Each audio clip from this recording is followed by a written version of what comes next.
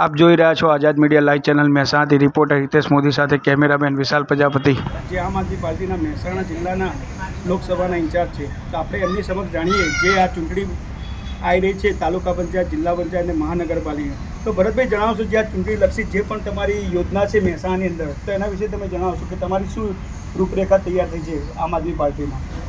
પાર્ટીના આદેશ અનુસાર અમે મહાનગરપાલિકા, તાલુકા પંચાયત અને જિલ્લા પંચાયત ઉપર તમામ સીટ ઉપર અમે ઉમેદવાર ઉતારવાના છીએ। આ ઉમેદવાર થકી આજની તારીખે અમારી લીગલ ટીમ ફોર્મ ભરવા માટે બેસી ગઈ છે। મેન્ડેટનું વિતરણ, ડિવાઇડેશન કેવી રીતના કરવું એની ટીમો નક્કી થઈ ગઈ છે અને આવનારા દિવસોમાં એ 8, 9 અને 10 આ 3 દિવસોની અંદર અમારા દરેક તાલુકા કક્ષાએ, જિલ્લા કક્ષાએ અને મહાનગરપાલિકા અને નગરપાલિકા કક્ષાએ અમારા ઉમેદવારો ફોર્મ ભરવા માટે જવાના છે ઢોલ નગારો સાથે। પછી ભરતભાઈ જણાવશો કે આમ આદમી પાર્ટીના તમારા મહેસાણા મહાનગરપાલિકામાં 52 કેબિનેટ તૈયાર થઈ ગયા છે, તો એમની શું રૂપરેખા હશે? કેવી રીતે આમ આદમી પાર્ટી મહેસાણાની અંદર સપોર્ટ કરશે અને કેવી રીતે વોટિંગ એમના જોડે, મહેસાણાની જનતા જોડે મેળવશો, એનો તમારો શું ઉપચાર છે? અમારા ઉમેદવાર નથી, અમારી જનતા એ જ અમારી ઉમેદવાર છે। એટલે આવનારા દિવસોમાં ભારતીય જનતા પાર્ટીના તાનાશાહી ભ્રષ્ટાચારી શાસન સામે આમ આદમી પાર્ટીના લડાયક યોદ્ધાઓ જ્યારે બજારમાં અને જ્યારે ચૂંટણી લડવા ઉતર્યા છે ત્યારે આ પ્રજા એમની સાથે છે અને આવનારા દિવસોમાં આ મહેસાણાની જનતા આ ભાજપને જાકારો આપી ઘર ભેગા કરશે। પછી આપણી સમક્ષ એવા નરેશભાઈ પટેલ ઉપસ્થિત છે જે આમ આદમી પાર્ટીના ખૂબ જ સક્રિય કાર્યકર્તા છે। તો નરેશભાઈ જણાવશો કે આમ આદમી પાર્ટીના જે તાલુકા અને જિલ્લાની પંચાયતની ચૂંટણી પણ આવી રહી છે, તો એના વિશે તમારી કાર્યકર્તા તરીકે તમે શું કહેવા માગશો?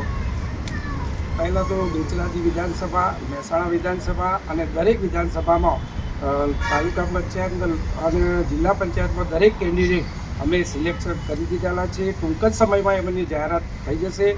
અત્યારે ફોર્મનું વિતરણ ચાલુ જ છે અને અમે લીગલ ટીમ ત્યાં બેસાડી છે, એના અનુસંધાનમાં એ લોકોનું અત્યારે વેરિફિકેશન ચાલુ છે।